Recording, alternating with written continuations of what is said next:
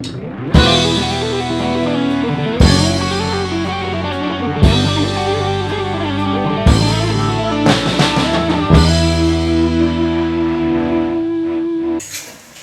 ben, du coup, je vais commencer par présenter Pierre, notre cascadeur, et aussi l'auteur.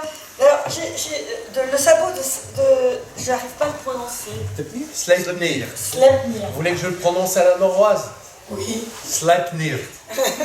Voilà la bonne vôtre. Alors, je te le mets devant. Parce qu'ils sont vraiment super en plus. Là, vraiment la couverture est magnifique.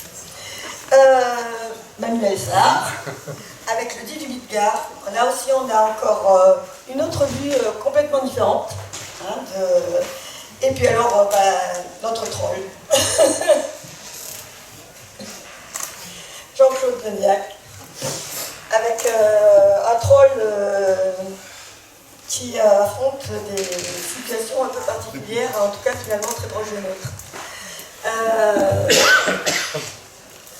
Donc la question que j'ai envie de poser à ces messieurs, c'est, d'ailleurs on n'a que des messieurs, hein, je ne vais pas vous remarquer. Pourquoi les trolls? Pourquoi les vikings? Pourquoi cet univers qui commence? Des fois que sa chaise s'effondre, on peut commencer par lui. C'est à cause de ton masque de troll, c'est ça le truc. Est-ce que vous m'entendez bien? T'as un micro, Pierre? Oui, mais moi j'aime bien travailler Sans filet. Voilà. Donc voilà. Pourquoi les Vikings?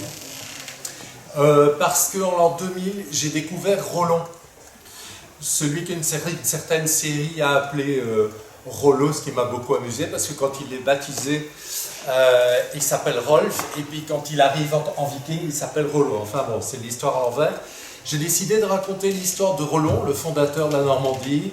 Puis j'ai fait la trilogie, et puis ça a bien marché. Puis il y a eu une tapisserie à l'égal de la tapisserie Bayeux, 20 mètres de long. Et puis il y a eu un spectacle. Et puis après, on m'a demandé encore de faire les sagas des 9 mondes. J'essaie de résumer, hein, les gars. Et puis, saga des mers grises. Et la raison fondamentale, c'est que je pense que la littérature, en particulier nordique, est extraordinairement mal connue. Et que j'entendais tout le temps des conneries sur les Vikings. Donc on va tout de suite mettre fin à 5 idées idiotes. Vous voulez bien? Ouais, ça va gagner. Ok. À part les chaises dégueulasses. Bon. Donc, 1. Non. Les Vikings ne naviguaient pas sur des dracars. Vous oubliez ça, c'est un mot du 19e siècle. 2. Ils ne portaient pas de casque à cornes. 3. Ils ne buvaient pas le sang de leurs ennemis dans leur crâne. 4. Tous ensemble, ils avaient plus de 3 neurones et c'était une civilisation. Et enfin, tout dernier point, oui, il leur arrivait d'avoir peur et ne volaient pas par-dessus les falaises. Voilà, une fois qu'on est d'accord avec ça, on peut commencer. Voilà, je m'en tiens là parce que sinon je vais être bavard. Ah bah oui. Et voilà. Alors, Manu? Ouais, donc, alors, pour moi, les Vikings, ça vient de quelque chose de beaucoup plus classique et télévisuel. Dans les années 80, je découvre les Chevaliers du Zodiaque, l'arc nordique, et je me suis dit, tiens, c'est marrant, il y a des super-héros chez les Nordiques.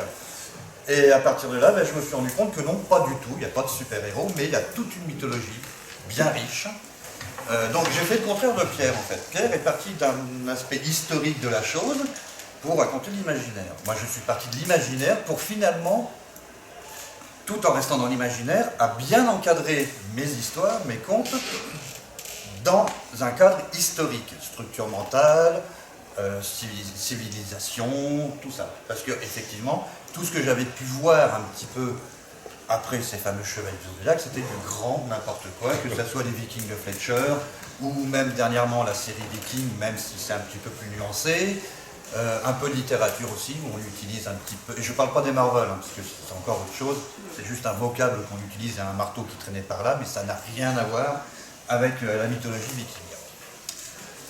Voilà, et après, donc j'ai découvert que les écrits typiquement du nord de l'Europe, qui viennent de Suède, Norvège, Danemark, Islande, et c'est là que le plus gros du travail a commencé, parce que je me suis rendu compte qu'en fait, que je ne connaissais rien du tout à cette civilisation, que j'avais tout à apprendre et que ça a été un bonheur immense de découvrir dans ce nord de l'Europe qu'on imagine aujourd'hui un petit peu idéal, qu'il y avait déjà beaucoup de choses et que on racontait surtout beaucoup de choses. Moi, c'est en fait encore plus différent qu'eux, parce que j'ai découvert effectivement il y a un certain temps que je ne savais rien sur les Vikings, et ça a continué jusqu'à ce jour, donc je ne sais toujours rien. Simplement, bon, je suis allé un petit peu dans ces pays-là, me balader un peu, j'ai lu des bouquins et tout, mais je ne suis absolument compétent dans aucun domaine les concernant, je ne sais rigoureusement rien. Par contre, il y a des trolls. Et ça, les trolls, quand vous vous baladez un petit peu au nord de la Norvège, quand vous allez dans les îles, vous allez dans le Lofoten, vous allez, je sais pas, faire un petit peu la frontière avec la Finlande, des coins comme ça, vous en voyez sous la forme de tas de cailloux qui sont restés là, et qui ont véritablement cette forme-là. Vous avez des trolls assis, vous avez des trolls allongés, vous avez des trolls en train de faire des choses plus ou moins mystérieuses, mais vous en avez, bon, vous en croisez. Et au bout d'un certain temps, ça finit par percoler dans votre tête, et je me suis toujours dit, mais tiens, c'est marrant, ils sont là, ces trucs-là, pourquoi on s'en sert pas? Et puis, comme j'ai aussi la chance de vivre dans un univers dans lequel il y a des trolls en permanence, c'est-à-dire que je travaille dans un univers industriel, je suis ingénieur de recherche, je croise énormément de sociétés, des choses comme ça, et des centres de recherche, des trolls, j'en vois plein Internet. Donc je me dis, bah tiens, on va peut-être avoir envie de raconter des conneries, parce que je sais pas vous, mais moi les conneries, c'est une chose que j'ai énormément de plaisir à raconter. J'ai pas vraiment l'impression de sortir de ma zone de confort quand je raconte des conneries. Donc je me suis dit, pour une fois, je vais parler de choses que je connais bien, c'est-à-dire les stupidités, et je vais mettre des trolls et des nains et des chevaliers teutoniques et des créatures encore plus dangereuses. Par exemple, j'ai des espèces de nécromants particulièrement terrifiants que j'ai mis aux ressources humaines, et évidemment la créature la pire de tous, qui est le stagiaire. Et à partir de là, il était donc normal qu'il y ait un troll là, et il est apparu, et puis à partir de là, c'est lui qui gère. Donc moi, je n'ai absolument aucune information technique intéressante à vous fournir, ni sur les Vikings, ni même sur les trolls. Je connais le mien, je connais sa copine, mais c'est tout. Et donc, ne me demandez rien d'intelligent. Par contre, si vous avez besoin de conneries, je suis à votre disposition et je peux en fournir une quantité, je dirais, relativement illimitée, et que je renouvelle, vous voyez, de manière assez permanente. Faire perdre de tout. Ah mais c'est toi qui m'as invité, hein, tu m'as dit... Donc, pour toi, donc ça c'est le troll dans l'univers du travail, ce qui est assez spécial. Et vous avez aussi choisi d'aborder deux périodes complètement différentes de cette mythologie, puisque il y en a qui va être situé ces histoires plutôt avant le crépuscule des dieux, et le second c'est plutôt du ça fait pas du post-apo, du post-crépuscule. On pourrait parler un peu de post-apo nordique. En fait, je me suis heurté à une difficulté tout de suite, c'est que tous les historiens de la civilisation viking et de la mythologie s'accordent sur une chose, c'est qu'en fait, on ne sait pas du tout ce qui s'est passé. On parle toujours du fameux Ragnarok, mais on ne sait pas ce qui s'est passé. Est-ce que les dieux sont morts? Est-ce qu'ils sont partis? Est-ce qu'ils sont partis faire la foire? On ne sait pas du tout. Il y a des dizaines d'interprétations. Donc moi, je me suis dit, c'est un peu embêtant d'écrire des histoires dont on ne sait pas réellement ce qui s'est passé. Donc je suis parti du principe que le Ragnarok se passe, Asgard est coupé, donc Asgard c'est le domaine des dieux, est coupé du Midgard, le domaine des hommes, le fameux Bifrost, le pont arc-en-ciel qui faisait la jonction entre les deux, est cassé, et les dieux, en partant, en vacances, ou en étant morts, ou quoi que ce soit, ont emporté avec eux une portion de notre Scandinavie à nous. Alors, bien sûr, ils n'ont pas pris les pierres, les lacs, les ruisseaux, les forêts, tout ça. C'est comme un dédoublement, donc, dimension parallèle. Et là-dessus, mes braves vikings se retrouvent sur un Midgard qui est ailleurs, entouré de brumes. Le soleil est toujours dans la panse d'un des loups de Garon, si je me souviens tout bien. Donc il fait tout le temps gris, le ciel est bas, il neige tout le temps, il fait très froid. Et les hommes se posent la question, mais qu'est-ce qu'on fait maintenant? Enfin, quand je dis les hommes, c'est les hommes et les femmes, je simplifie un petit peu. Hein. Qu'est-ce qu'on fait maintenant? Et en fait, ils ne font pas grand-chose, sinon que se débattre, comme on a toujours fait quand on est face à quelque chose qu'on ne comprend pas. Sauf que dans mes histoires, enfin dans les 3 premières en particulier, nous allons suivre... Enfin, c'est un peu un petit prétexte. J'ai fait le choix de raconter que des histoires féminines, de femmes, qui ont été extrêmement importantes dans la civilisation nordique, comme dans toutes les civilisations en règle générale de toute façon. Mais j'ai pas voulu faire des femmes des super-héroïnes, puisque déjà par définition une femme est héroïque, donc je voulais pas en Surtout la mienne. Hein. Oui, surtout la mienne. Et je voulais pas en rajouter, moi je voulais prendre des femmes qui sont simplement confrontées à un monde qu'on estime masculin, mais qu'on peut quand même nuancer un petit peu, et surtout beaucoup nuancer chez les Vikings, comme chez les Celtes en particulier aussi. Et je me suis dit, comment est-ce qu'on va pouvoir réagir, tout en s'affirmant, ou ne pas s'affirmant, mais être à leur place tout simplement. Parce que être à sa place, c'est pas forcément s'affirmer, c'est pas forcément revendiquer. C'est être là, tout simplement, et faire ce qu'on a à faire. Par contre, je voulais un cadre qui soit au plus juste. Alors avec ça, pour ça, je me suis aidé de toutes les recherches archéologiques qu'on trouve un peu partout, que ce soit sur Internet.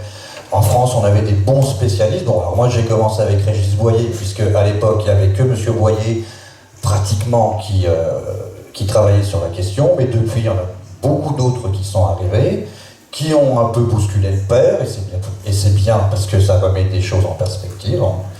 Je pense à François-Xavier Tillman, ou Patrice Lajoie aussi, que j'aime beaucoup. Je pense que beaucoup de monde le connaissent ici, Patrice, donc même s'il est plus sur les Slaves, a une connaissance sur les Vikings aussi, enfin sur les Nordiques assez sympathique. Donc voilà, donc je voulais vraiment être au plus près des structures mentales, de la vie quotidienne, et c'est là que les choses ont commencé à se compliquer, parce que archéologiquement, il n'y a vraiment que depuis une vingtaine d'années que ça commence vraiment à se développer, qu'on arrive à avoir des chantiers beaucoup plus accessibles, qu'on arrive à mettre de l'argent dedans, et surtout plein de choses qui bousculent toutes les idées reçues qu'on pouvait avoir sur la civilisation nordique, qui pendant très longtemps, le disent les pierres, se cantonnait au raid des bateaux vikings sur nos côtes, conquête de l'Angleterre, de la Normandie, enfin les joyeusetés d'hommes en vadrouille. Voilà. Bien. Alors, tu me donnes l'occasion de parler du dédoublement, ce qu'on appelle le hamr chez les Nordiques. Donc le dédoublement, c'est tout simplement la capacité de se transférer soit dans une autre situation, soit dans un autre corps. Alors donc, je vais vous parler de mon hamr à moi. Je suis parti d'une perspective historique. Comme lui, j'ai eu la chance de rencontrer Feu Régis Boyer, notre père à tous, de travailler avec Jean Renaud, qui est un spécialiste des Vikings. Et ce qui m'a intéressé d'abord, c'était de comprendre cette période. Quelle était la relation avec la nôtre? Pourquoi une série de 150 mots français sont des mots d'origine nordique? Pourquoi tous les mots de navigation à peu près sont d'origine norroise? Pourquoi nous avons une certaine vision du monde? Alors, je vais essayer de résumer pour qu'on ait une ligne du temps, comme ça on sait de quoi on parle tout de suite. Généralement, mais ça discute, on commence la période dite viking, c'est-à-dire les Scandinaves qui partaient out vikingage, c'est-à-dire en expédition. On la commence le 8 juin 793, c'est vraiment une date à pouf, parce qu'à mon avis, il y en a eu une autre, avec l'attaque de l'abbaye de Lindisfarne, dans la Northumbrie. Et on termine la période viking traditionnellement le 25 septembre 1066, peu avant la bataille de Hastings, quand Harald l'Impitoyable est battu à Stamford Bridge. Voilà. Donc, c'est 250 ans d'histoire qu'on a souvent tendance à vouloir, j'allais dire, réduire à très peu de choses. Moi, la période qui m'intéressait, c'est la période des premières explorations. 793-850. Après, ce sont les grosses explorations, les découvertes. Puis l'an 900, c'est la fondation des premiers, on ne va pas les appeler les royaumes. Vous savez, par exemple, tiens, York, c'était Jorvik, c'était une ville viking. Dublin, Difling, c'était une ville nordique. La Normandie, 911, bah, c'est une formation des Scandinaves. Et enfin, beaucoup de choses que vous connaissez aujourd'hui, vous payez tous votre cadastre. Ah, vous payez votre cadastre? Ils ne payent pas leur cadastre. Le cadastre, c'est une invention norroise. Voilà. Donc, on est loin d'être face à des gens tout à fait désorganisés. Et moi, ce qui m'a intéressé, c'est de comprendre comment, comme lui, comme mon ami Manuel, comment on vivait à l'époque, comment on raisonnait, pourquoi on partait sur les mers, pour quelles raisons, et quel rapport on avait avec les divinités. On rediscutera ça peut-être de tout à l'heure, mais on a tendance à les limiter à Odin, Thor, peut-être Loki, vous avez vu ce qui s'est passé, Freya ou d'autres. En réalité, le monde des anciens Scandinaves est rempli non seulement de trolls, mais de Dis, c'est-à-dire des personnages qui sont soit votre double, soit qui vous protègent, soit qui décident de votre destin, on pense aux 3 normes et aux normes personnelles, soit aux Lanvetus, c'est-à-dire les esprits de la Terre, soit encore les revenants. Il y a plein d'histoires de revenants. Et une bonne partie d'ailleurs de la littérature anglo-saxonne du 19e sur les revenants est inspirée des histoires de Draugr, c'est-à-dire les revenants. Et dernier point, ce qui m'intéressait, c'est le lien avec notre littérature. Vous avez peut-être tous vu Macbeth, et il y a 3 horribles bonnes femmes, les sœurs fatidiques. Bon, ben les sœurs fatidiques, ce sont les 3 normes. François-René de Chateaubriand, qu'on nous présente toujours comme un grand classique français, très juste, reprend quasiment mot pour mot un des textes de la mythologie nordique, avec l'histoire de, on en a parlé tout à l'heure, Ragnar Lodbrok, Ragnar au Brévelu. Et si vous lisez un jour dans les Martyrs de Chateaubriand, nous avons combattu avec l'épée, et puis ça se termine en riant, je mourrai, c'est exactement ce qu'on lit dans la Krakumal, c'est-à-dire l'histoire de Ragnar Lodbrok. Il se jette dans la fosse aux serpents et dit « J'irai boire de la bière avec les Dis, et en mourant, je rirai ». Donc François Chateaubriand, il a été reprendre tout ça. Et comme je suis grand fanat de littérature classique, je me suis dit, dans Un petit bonhomme, on n'a rien inventé, cette musicalité me plaît, cette poétique me plaît. À partir de ce moment-là, c'est devenu une passion. Et comme Manuel, peut-être aussi comme notre ami Dignac, j'aime bien plaisanter, raconter des histoires qui sortent un peu du cadre, parce que contrairement à ce qu'on croit, les Vikings avaient un humour à froid, sans faire de jeu de mots. Ils avaient vraiment un humour à froid. Il y a une phrase dont je me souviens, puis je m'arrête là, momentanément en tout cas, qui m'a beaucoup fait rire. Il y a un Jarl qui dit à un jeune qui va partir, il dit « Si tu as une longue langue, munis-toi d'une longue épée. » Et c'est comme ça, tout le temps. Ou bien, tout à l'heure, tu étais seul à m'embêter. Maintenant, coupé en 2, tu es plusieurs. J'adore ça, voilà. Jean-Claude, quelque chose à rajouter? Ça c'est une réflexion que mon troll aurait pu faire. C'est vrai que le côté coupé en morceaux, ok, je vais vous prendre le problème séparément, c'est sûr. Mais mon troll a tendance à, effectivement, il le fait d'ailleurs curieusement dans le 3e tome là, que je suis en train d'écrire, où il dit quand j'ai un gros problème, je le transforme en problème plus petit que je peux gérer séparément, et il se tourne vers le personnage en disant toi justement tu es un gros problème, est-ce que tu veux que je te règle? Et voilà, ça peut se régler de cette façon-là. Et je ne savais pas que c'était inspiré. Pour moi, c'était plus dans les sagas islandaises, tu vois, j'avais ce genre de truc. Mais... Alors, un tout petit mot, parce que je m'en voudrais de prendre du temps. Oui, il y en a qui rient déjà. Ce n'est guère charitable, mais la charité n'était pas dans les mœurs vikings, donc je peux y aller.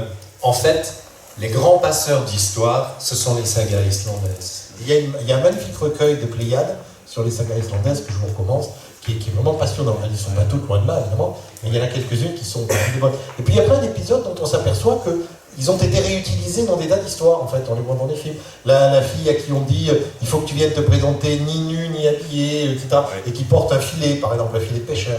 Ce genre de choses. Et tout ça, on le voit dans un certain nombre de trucs, ça intervient dans des tas de légendes. Hein. Et c'est descendu parce qu'on a tendance à l'oublier aussi. Il y a eu un royaume viking, des royaumes nordiques, jusqu'en Sicile, jusqu'à des coins comme ça. Et on a tendance à les limiter dans les zones brumeuses, etc. Pas du tout, ils sont allés à plein d'endroits. On en a trouvé au Brésil, on en a trouvé à des coins comme ça. Et donc, on a tendance à oublier qu'il y a eu du ramassis d'informations de tout un tas d'endroits ramenés à cet endroit-là. Parce que les Vikings ramenaient des choses.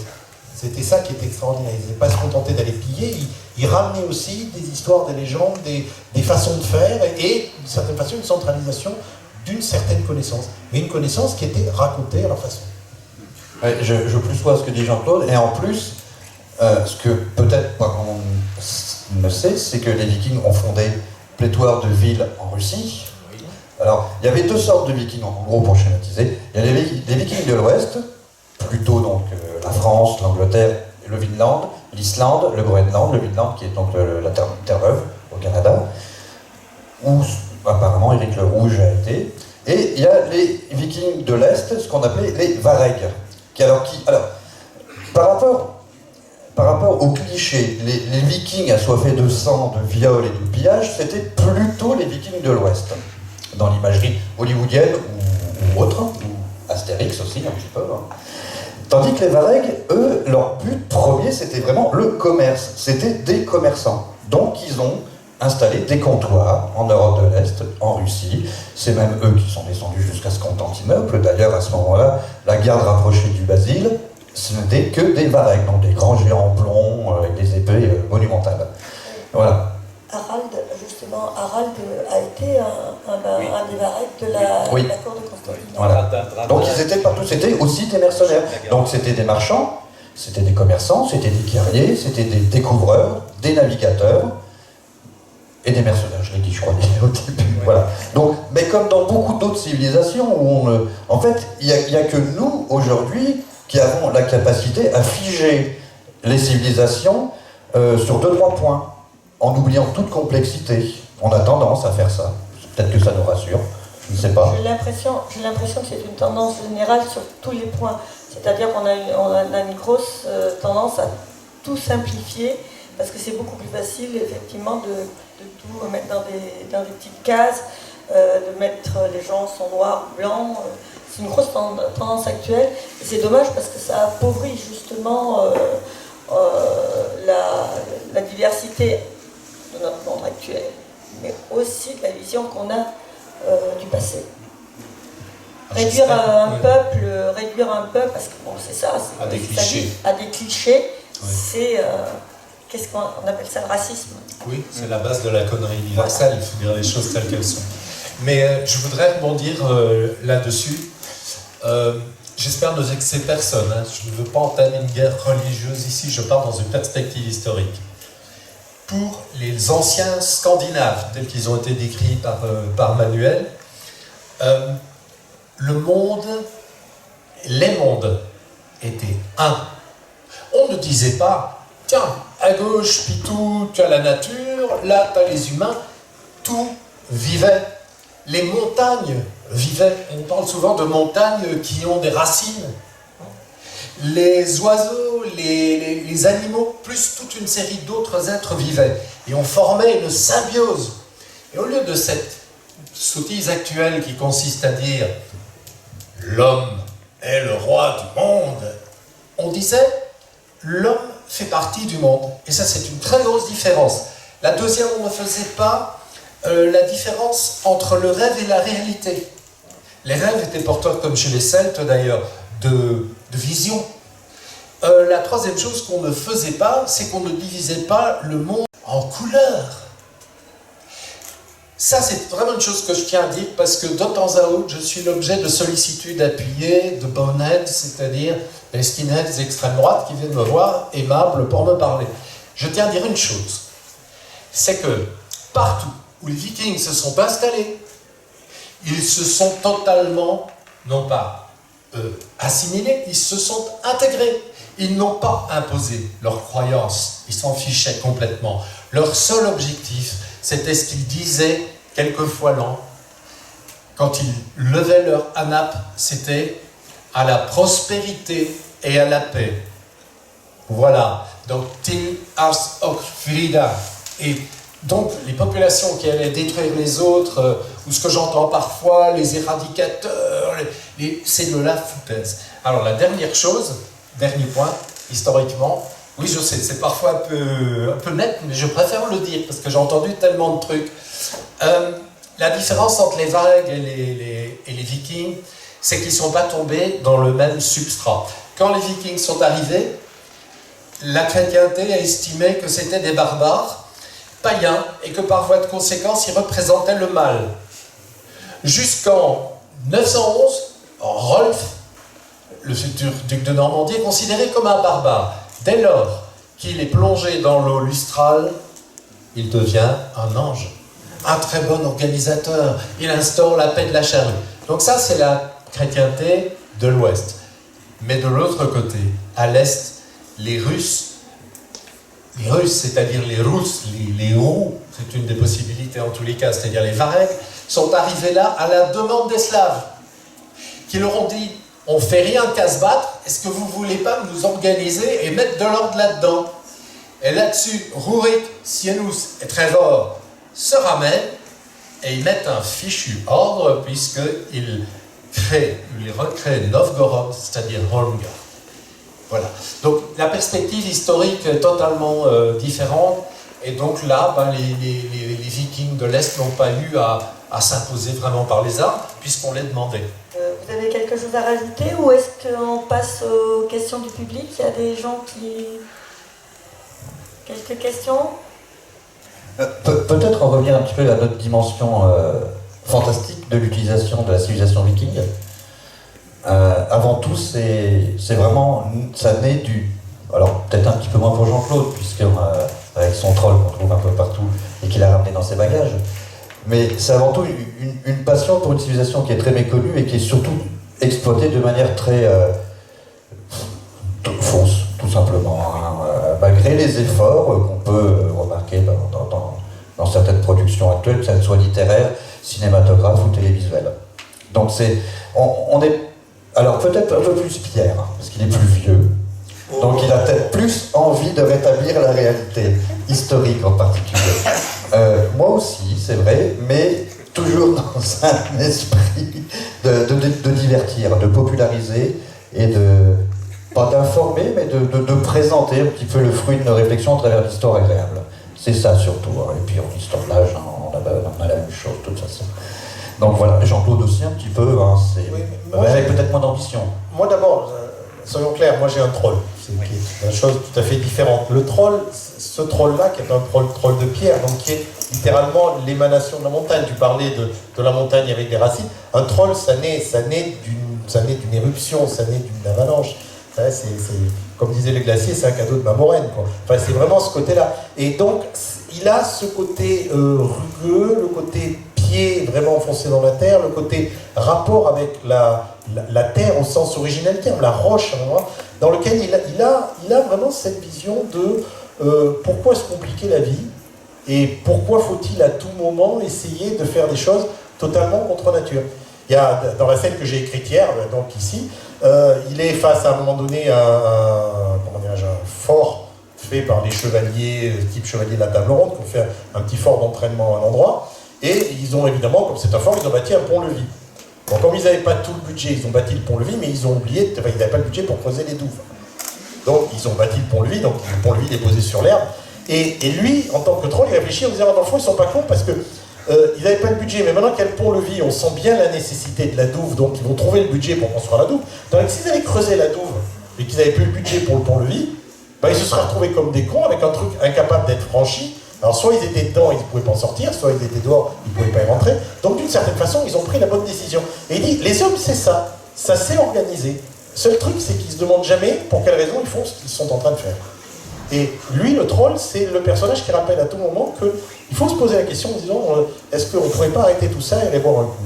C'est à peu près tout ce qu'il est capable de faire, mais il joue un rôle extrêmement important dans cette société-là, qui est une société complexe, qui est très proche de la société industrielle qu'on connaît. Il ramène un certain nombre de valeurs en disant d'abord, tout est lié, ce que tu disais, et puis nous devons nous interroger sur cette espèce de complexification qu'on entraîne dans le monde et qui n'a peut-être pas l'intérêt qu'on croit qu'elle a. Ou alors on finit avec des ponts-levis posés sur l'herbe. Et puis lui, évidemment, il est en pierre, donc il monte sur le pont-levis. Donc les mecs essayent de remonter le pont-levis pour l'empêcher de rentrer, mais il est lourd. Et donc, on ne voit pas, donc il y a les chaînes qui craquent un peu, donc, comme certaines chaînes, vous voyez, on a l'illustration en direct, et il est là, et puis il réfléchit, lui il passe dessus, donc on le laisse rentrer, et puis il se gratte la tête, il dit quand même, c'est vrai que ma femme a raison, je devrais maigrir. Bon, et ben, on est vraiment dans cette situation-là, quoi. Et c'est sa fonction. Sa fonction, c'est de poser ces questions totalement stupides et inutiles, et qui, de toute façon, c'est trop tard. Le problème, la société est devenue trop complexe pour que ces questions aient du sens. Mais c'est bien de temps en temps de se dire, il y avait une époque où ces questions-là voulaient dire quelque chose. Voilà, c'est à ça qui sert. Et moi, ça me permet de dire le conneries. Si j'avais su, il y a 30 ans, 40 ans que je commençais ma carrière littéraire, que je pouvais gagner ma vie en tant qu'auteur en racontant des conneries, mais je l'aurais fait, mais tout de suite. Sauf que d'abord, j'imaginais pas, parce que c'est vraiment un domaine sur lequel je suis doué. Je veux dire, bon, je suis né con, mais j'ai vraiment beaucoup travaillé. J'ai atteint un niveau de stupidité qui relève du professionnalisme à ce stade-là. Si j'avais fait autant de temps à faire du vélo qu'à dire des conneries, je serais en train de faire le Tour de France, quoi. Donc je me dis, si j'avais su, mais j'aurais commencé, mais tout de suite, j'aurais fait une carrière là-dessus. En fait, j'ai écrit des trucs sérieux, et puis je suis arrivé sur ces personnages-là, parce que mon éditeur m'a dit, les histoires que tu racontes là-dessus, ça plaît à nos lecteurs, fais-en des romans. Je me suis dit, ils sont cons, la réponse c'est oui. Mais moi aussi, ça tombe bien, donc on peut se parler. Toujours pas de question. Ah si, j'ai une question là-bas. Je me mets parce que sinon on n'entendra pas forcément très bien. Bonjour. Pour la mythologie nordique, ça connaît très très mal.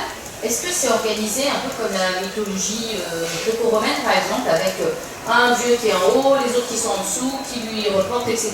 Ça marche comment? On se partage Question les vachement choses. basique, hein. On va se partager la chose. Voilà.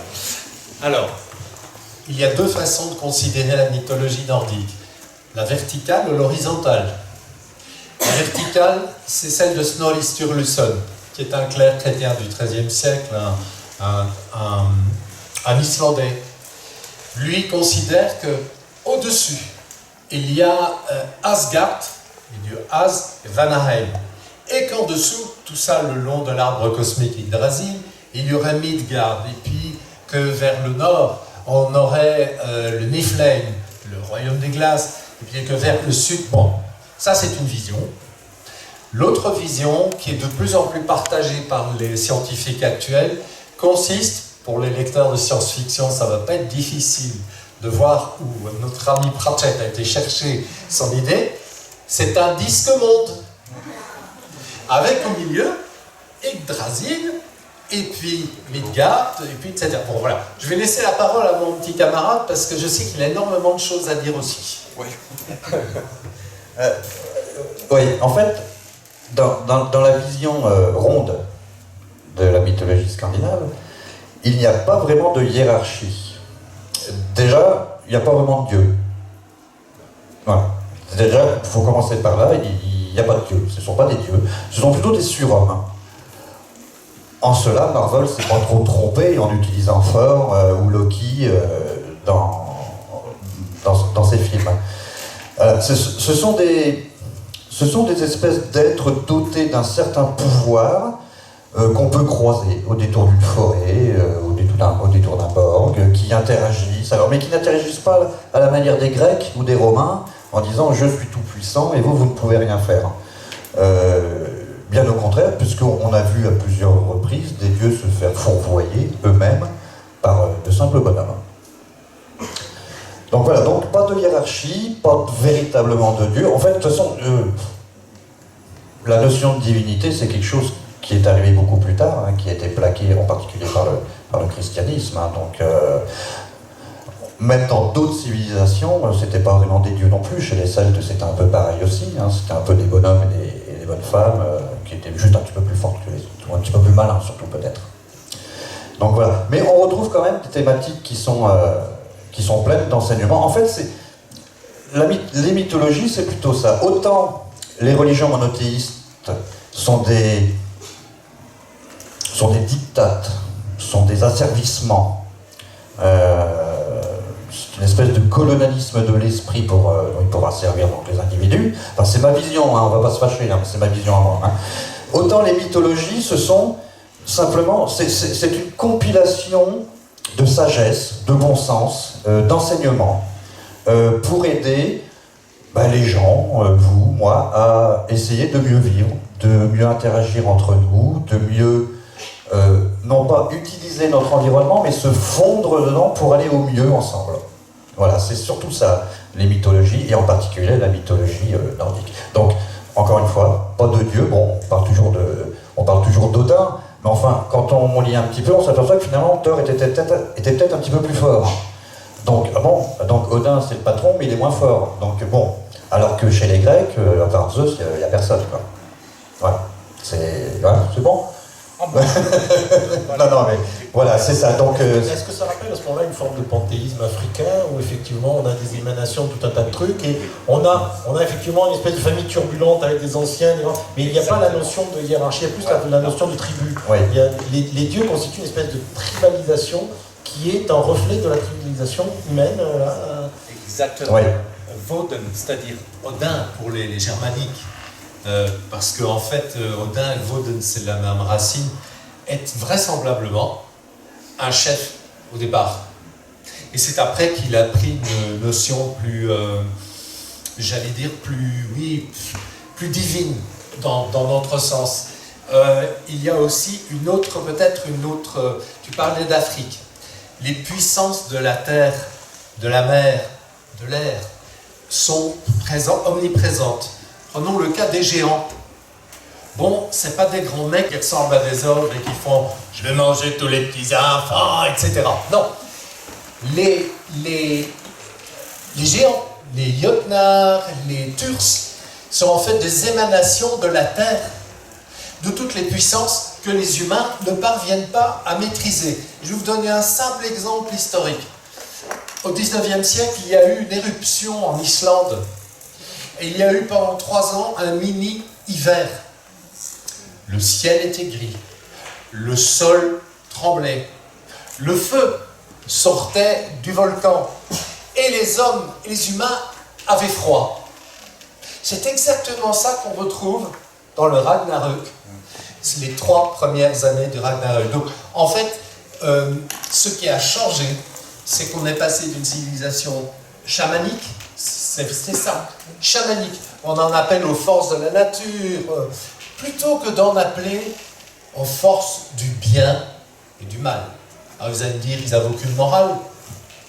Ils viennent de l'aborder, pas du tout. Ils avaient, par exemple, le Havamal dans les dits d'Odin. Le Havamal est une série de plus de 100 expressions de la morale, telle que nous on l'entend.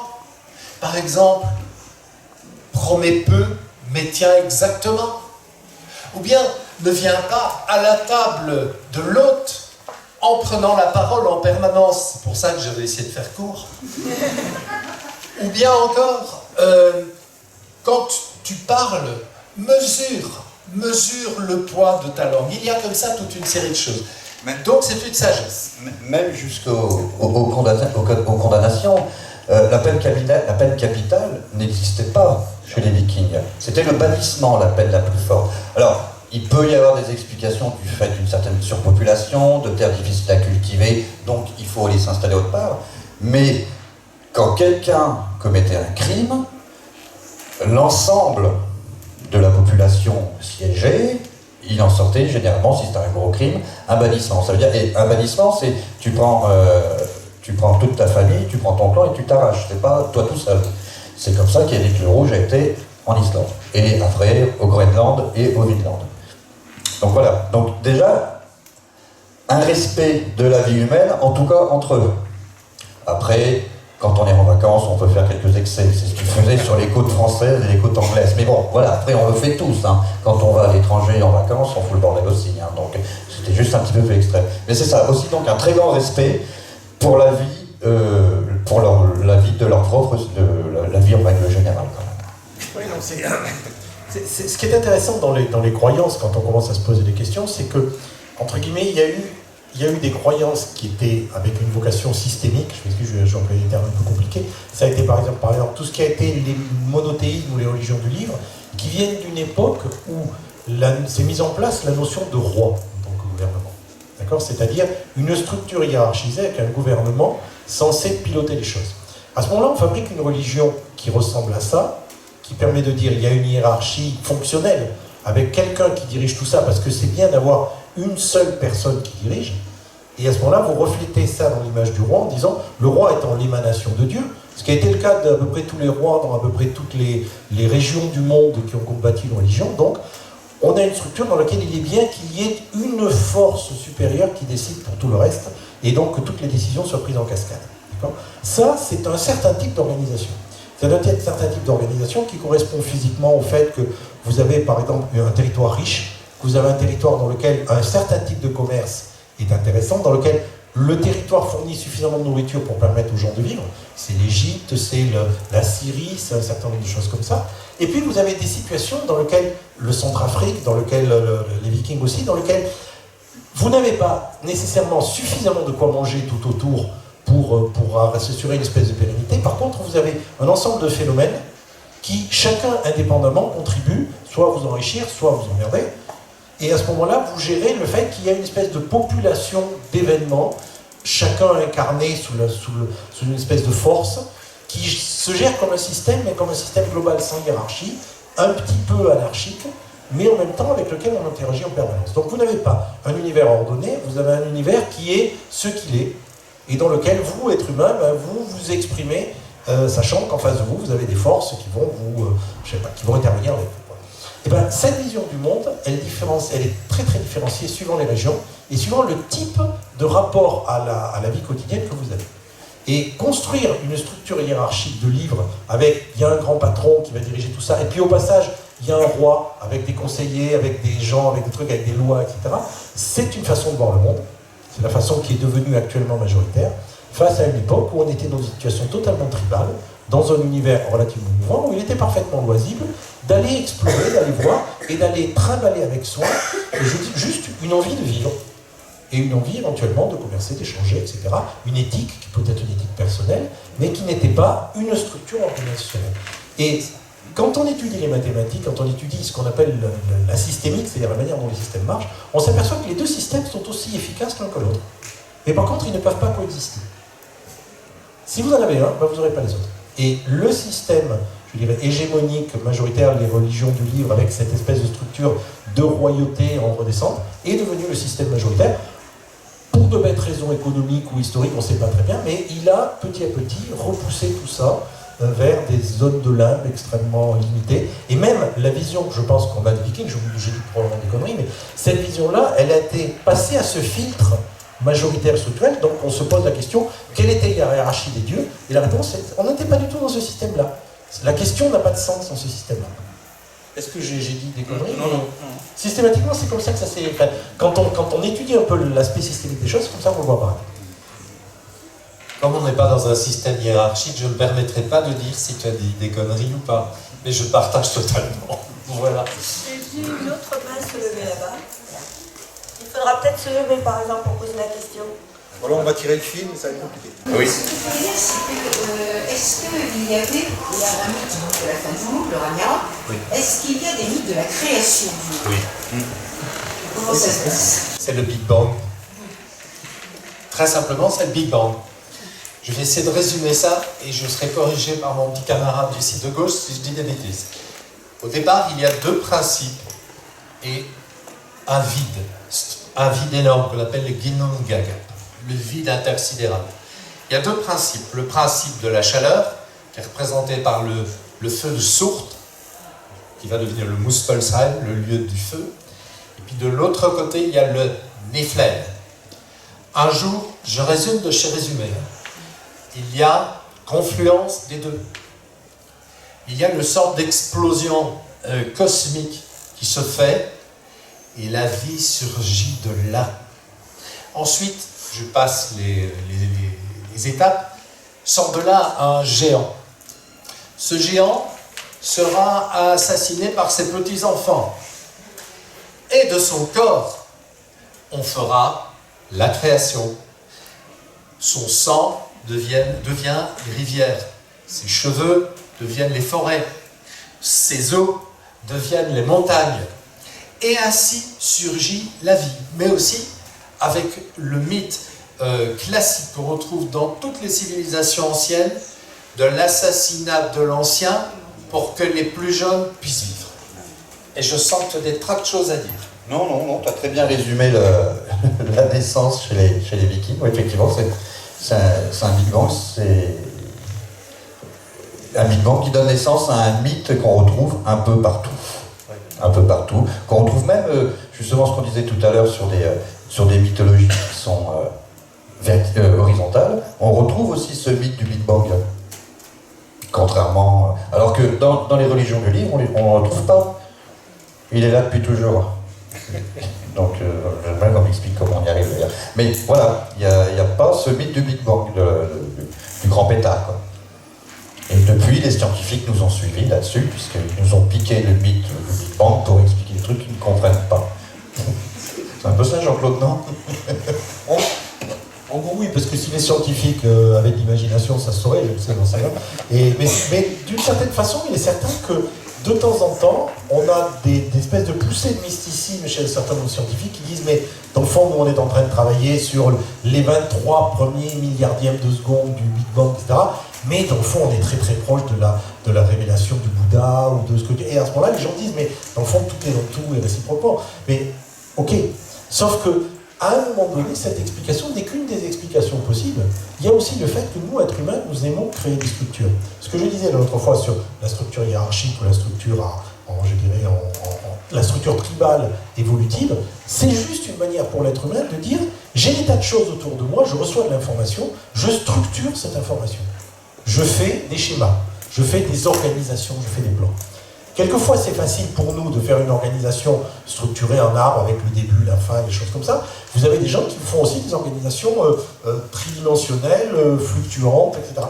Et vous avez des scientifiques qui ont fait des théories de Big Bang parce que c'est une structure organisationnelle avec on part d'un point puis on descend sur le truc.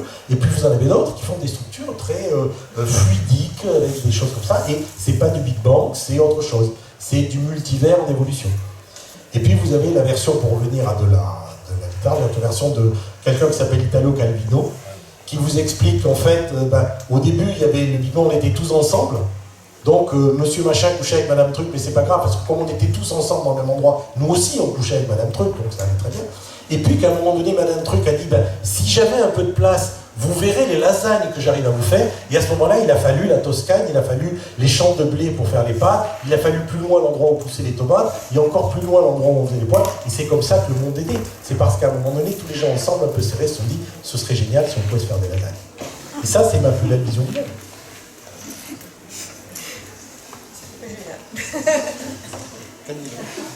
Une autre question? Oui? Tout le monde a certainement regardé ici la série Vikings. Oh oui. Alors j'ai une question, qui va peut-être en quelque sorte traiter par rapport à la version qu'on réfléchit. Et aux images qu'on a pu voir dans cette série, où on voit des sacrifices humains, où on voit des supplices atroces. Et j'aimerais votre avis sur la question, savoir sur une véracité à donner à ces images qu'on va voir dans cette série. Je peux me permettre. Oui, vas-y. Je ne ferai aucun commentaire sur Viking, sauf qu'il y a un personnage qui est très bien fait, Rollon. Je dis qu'il est très bien fait parce qu'il ressemble au mien d'une manière extraordinaire 7 ans après sa création. Mais c'est sûrement un hasard du Big Bang dans un multivers. Non, pour parler plus sérieusement, oui, ces supplices existaient. Le supplice dont on parle là, c'est le supplice de l'aigle. Donc on trace derrière une ouverture et on retire les poumons. Et il y a eu des sacrifices humains. Est-ce que pour autant, parce que c'est ça aussi qu'il y a derrière cette question, on se dit « Oh, c'était des barbares cruels ». Est-ce que les religions qui sont venues après étaient des religions tendres? Est-ce que, je fais que poser des questions, est-ce que, par exemple, c'est une de mes marottes, vous m'en excuserez, Charlemagne, le chef des Francs, vous savez, le gars qui avait, soi-disant, une barbe fleurie, s'il avait appris ça, vous étiez mort. Est-ce qu'il s'est conduit correctement? Ben non, il a littéralement fait de l'épuration ethnique, jetant 1 million de Saxons au-delà de l'Escaut. Je crois qu'il y a un problème dans Viking. Je vais vous le dire très franchement. D'abord, il y a l'esthétique qui, moi, me fait rire. On dirait un petit peu de la néo-kaira punk. Vous voyez? Il manque juste les chiens des punks. jamais on les voit avec des casques, jamais on ne les voit quand il s'agit de sacrifices, expliquer ce que signifient les sacrifices, le Disablot, jamais. D'autre part, la mythologie arrive là-dedans, racontée par une espèce de personnage bizarroïdo-plasticogène sans yeux, et celui-là, quand il parle, on sait qu'il va nous raconter la mythologie. Bon, c'est pas comme ça que ça se passe. La mythologie fait partie intégrante de la vie de ces gens à l'époque. Intégrante. Et Jean-Claude a parlé, mais tellement à juste titre, des Africains, mais des subsahariens, plus exactement. Exactement. Ou aussi des aborigènes. Une des manières d'obtenir, vous allez voir le lien que je vais faire, une des manières d'obtenir pas l'illumination au sens où nous l'entendons, mais la vision, c'est boire. Boire quoi? De l'hydromel, c'est-à-dire du miel mélangé à de la salive. Vous avez ça chez les anciens Égyptiens, vous avez ça chez les anciens Nordiques, et vous l'avez aussi chez les aborigènes. Et chez les subsahariens, on trouve ça aussi. La bière, au départ, c'est de la salive fermentée. Pourquoi je vous dis ça? C'est que je trouve que Viking a tendance à limiter le rôle des Scandinaves de l'époque dans un jeu de rôle où ils seraient finalement les barbares allogènes, pour utiliser un terme abominable, qui viennent se déverser partout. Et dernier point, il y a des erreurs historiques épouvantables dans Viking. Je vais prendre 2 exemples. Rollon monte sur les murs de Paris, et comme dans une histoire que je connais bien pour l'avoir écrite, il tombe. Très bien. Et puis il survit.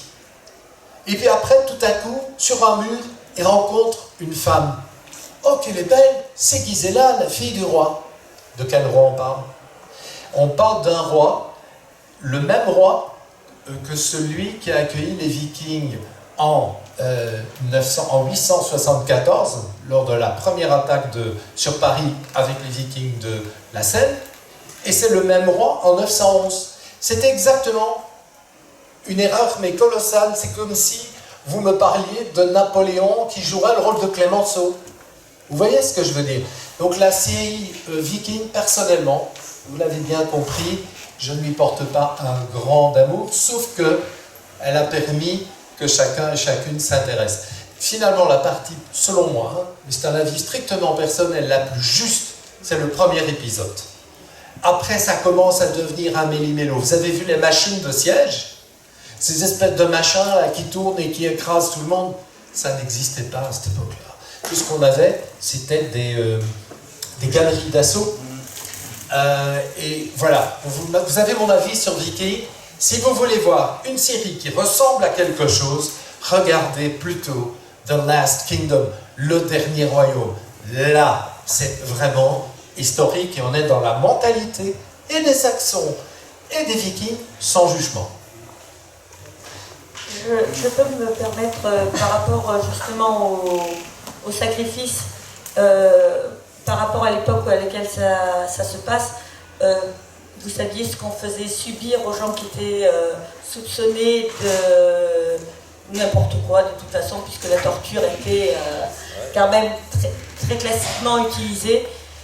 Faites une petite recherche sur le type de torture qu'on pouvait infliger, mais c'est absolument abominable. Des choses qui, de nos jours, on ne peut même pas, on ne peut pas imaginer. On se dit vraiment, ils avaient des idées vraiment tordues. Donc, c'est pas, c'est-à-dire que, effectivement, cette torture de l'aigle, c'est assez effrayant, mais il y en avait, il y a le sacrifice, il y a la, voilà. Ah oui. Une autre petite précision, les histoires de sacrifice chez les Nordiques, malgré tout, ça restait quelque chose d'assez anecdotique.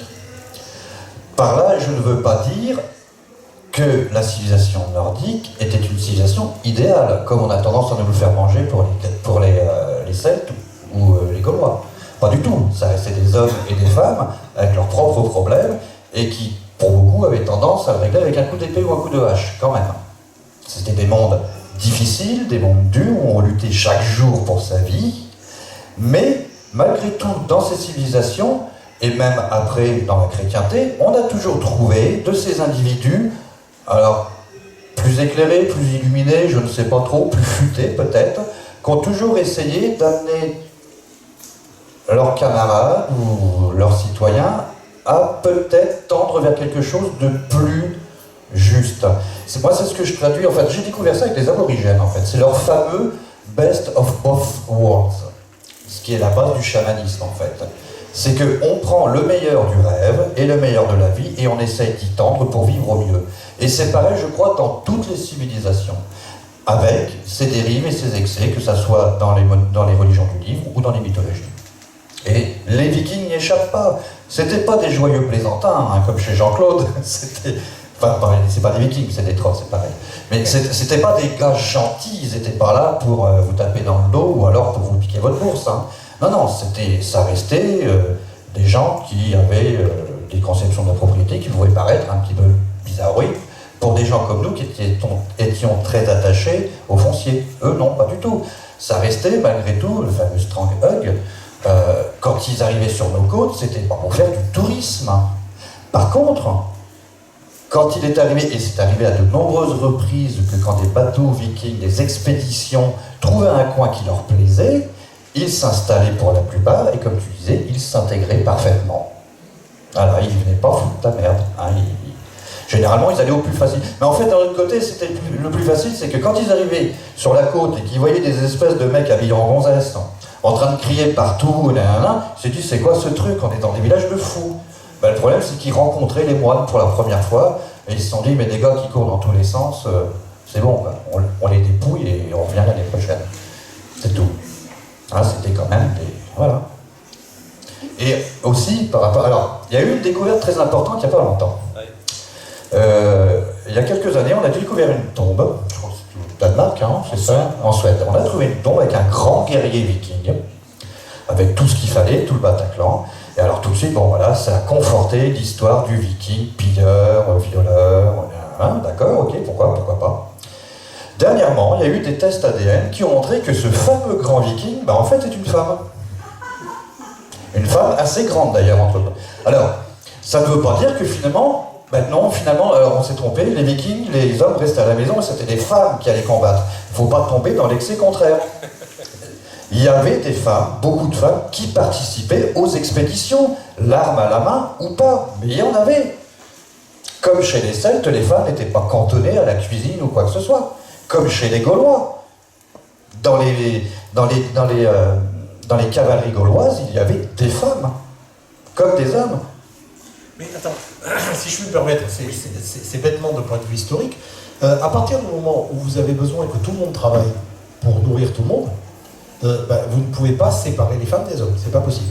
Pas possible parce que sinon tout le monde meurt. C'est aussi simple que ça. Vous savez, quand vous voyez les évolutions de la civilisation, en fait, une façon de le voir qui est très grossière, hein, je m'excuse, par moment je fais du résumé, comme tu dis, mais vous dites, grosso modo, pour nourrir 10 personnes, combien faut-il de personnes qui bossent?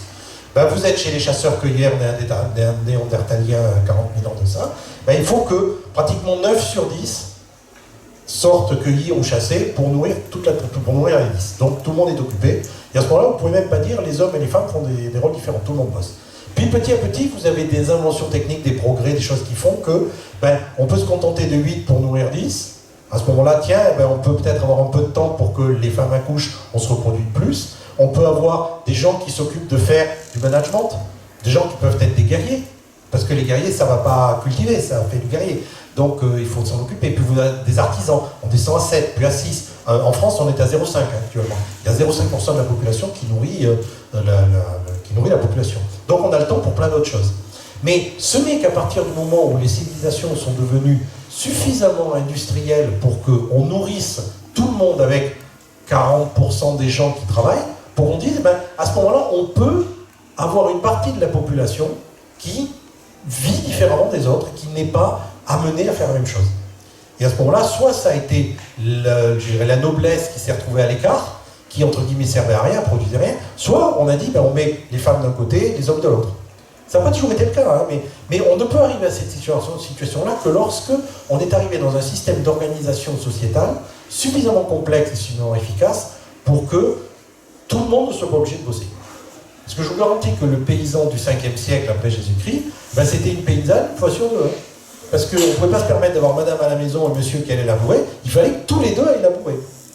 Et à ce moment-là, évidemment, vous n'avez pas la même notion de hiérarchie, puisque la femme faisait la même chose que ce que faisait l'homme. Voilà. Tout bêtement, donc il y avait un côté opérationnel qui est, si elle était meilleure avec une épée, c'était elle qu'on prenait, et puis on laissait le mec qui allait labourer. Voilà. On avait vraiment un travail, parce que ça relevait de la survie. Et ça, on a tendance à l'oublier. On vous dit, il y a une espèce de hiérarchie qui fait que Dieu a créé ceci, a créé cela. Dieu n'a rien créé du tout. Vous avez à un moment donné des gens qui, dans un espace donné, avec des besoins donnés, essayaient de survivre et, si possible, de s'agrandir, de reproduire. Mais à ce moment-là, on n'était pas dans une situation hiérarchique de ce type-là. C'est apparu beaucoup plus tard. J'ai des conneries, mais... Non, pas du tout. Vous avez dit des conneries sensées. Ouais, c'est les pires, hein. Méfiez-vous, mon troll fait des trucs comme ça, ça va. Je voudrais, mais parce qu'il reste très peu de temps, ou sinon plus de temps, je voudrais ajouter une chose, toujours à propos de Vikings, oui. S'il vous plaît, lisez des textes, des Eddas et des sagas traduites, bien traduites. Par exemple, Patrick Gelpa vient de faire la saga de Björn, qui est remarquable. La poétique des Nordiques est la plus élaborée de toute la civilisation occidentale depuis les débuts. Elle est fondée sur des images qu'on appelle des eiti, c'est-à-dire des synonymes, des kenningar, c'est-à-dire des métaphores, des allitérations, des répétitions, des accentuations et une musique. Ces textes sont chamaniques, ils sont merveilleux. Et vous allez reconnaître dans un tas d'œuvres classiques, c'était un peu ce que je voulais dire au début, vous allez reconnaître cette beauté. Et ça, monsieur, je ne l'ai pas trouvé dans Viking. J'ai vraiment l'impression d'avoir les gars qui font « Bon, roi de France, c'est ton dernier jour. » Grosso modo. Mais ces gens-là ne réfléchissaient pas comme ça. C'était des luttes, c'était des besoins momentanés. Mais ils avaient une vision du monde. C'était pas des brutes épaisses. S'il y a vraiment une chose que je voudrais souligner 3 fois en fluo qui n'existait pas du temps des Vikings, eh bien c'est ça. C'est qu'ils vivaient dans une poétique du monde, dans une vision globale dont nous ferions peut-être bien nous inspirer pour essayer d'être en harmonie avec ce qui nous entoure. Voilà. Bon, là-dessus, j'ai dit et je dirais pas rien. Mais c'est une question très rapide, mais du coup, puisque vous parlez de traduction et etc., est-ce que vous avez des conseils, éventuellement, je sais pas, 1 ou 2 noms d'éditions en particulier qui seraient, Oui, vas-y. De toute façon, la disponibilité des textes d'anciens norrois ou d'islandais ou des langues, des cultures scandinaves en règle générale est tellement peu importante en France qu'il y a pratiquement, sauf peut-être pour Joël, je ne sais plus comment, qui a commis un truc historique assez navrant, mais en tant que pour les traducteurs, pour les présentations des textes anciens, Jean-Claude a parlé des sagas islandaises tout à l'heure en Pléiade, qui est magnifique, oui, qui est vraiment très très bien fait. Il y a des textes qui ont été traduits par Régis Boyer, on en trouve chez Gallimard, je crois, dans la collection L'Aube des mondes, L'Aube de l'humanité, je ne sais plus.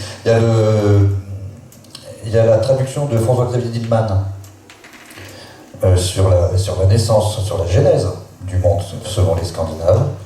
Et autrement, aux belles lettres, il y a beaucoup de traductions de sagas. Et j'ai vu que dernièrement, je crois que c'est aux belles lettres aussi, ils ont commencé à sortir les traductions de Régis Boyer sur toutes les sagas. Toutes celles qui n'avaient pas... Parce que, en fait, les sagas islandaises, il y en a très peu dans la Pléiade. Il y en a 9, il y en a très peu, mais il y en a des dizaines et des dizaines.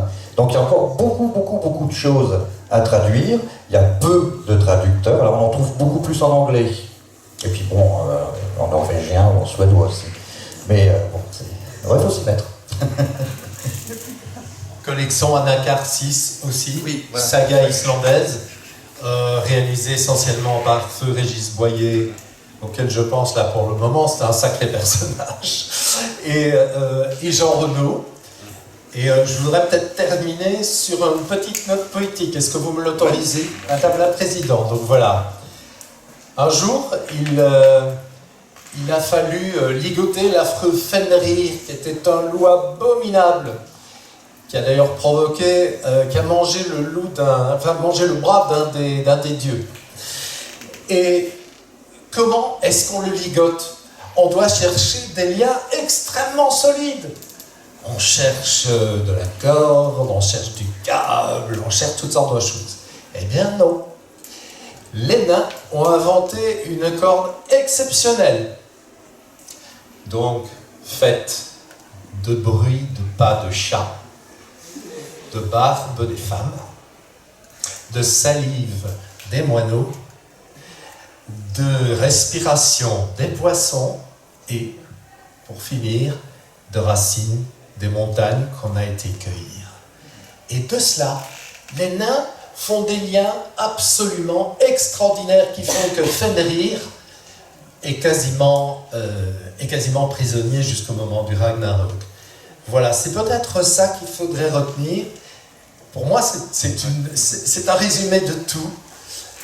Il y a cette folie, cette poétique qui remplit tous les textes nordiques. Et je crois que chacun de notre côté, lui par son humour extraordinaire, lui par ses connaissances de l'après-Ragnarök et accessoirement moi par les histoires, ce fond d'histoire que je raconte, on a essayé de rendre, je crois qu'on a voulu rendre justice à une certaine façon de penser. Oui, je trouve aussi, effectivement, cette poésie, c'est vraiment la chose qui est le moins mise en avant dans ce qu'on voit, dans ce qui est le plus diffusé finalement. C'est dommage. Sauf Thor, finalement, chez Marvel, qui a une poésie assez humoristique, un peu guerrière, mais qui est un personnage très sympathique. Et d'ailleurs, il est teint en blond. Vous avez remarqué, alors qu'il est roux en prince. Oui, oui. Il a des expressions extraordinaires. Quand il casse quelque chose, il fait « Oh, ben c'est pas grave, hein, ça n'avait pas beaucoup de valeur. » Ou bien « Ça n'aurait pas dû se trouver là. » Et puis la plus extraordinaire avec Loki, à un certain moment, il y a un type qui dit « Mais Loki a tué je ne sais plus combien d'hommes chez nous. » Et il répond « Loki est mon frère. » Ce qui est une erreur. Mais enfin, bon, Loki est mon frère. Et Loki dit « Mais enfin, il a tué tout le monde. » C'est normal, il a été adopté. Ça, c'est de l'humour scandinave. Voilà. Bon. Il faut quand même rendre justice un petit peu à Marvel là-dessus. Le personnage de Thor est délicieux. Et il est beau. L'acteur. Moi, je crois qu'on va s'arrêter Oui, là-dessus. oui.